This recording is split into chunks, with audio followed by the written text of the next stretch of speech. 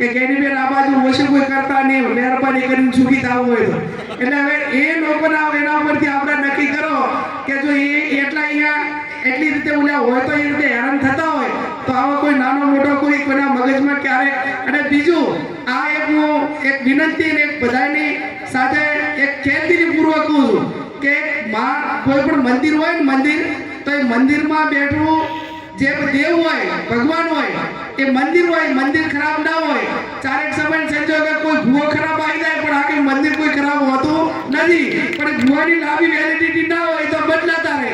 એટલે કેવોક સમય સંજોગે એવું કોઈ સ્થિતિનું નિર્માણ થઈ ગયું હોય કે વ્યક્તિગત રીતે મારે એની જોડે માફક નથી આવતું, પણ આવી ગાડી રીચડાયા વગર એ મંદિરની પવિત્રતા એ મંદિર જ હોય છે.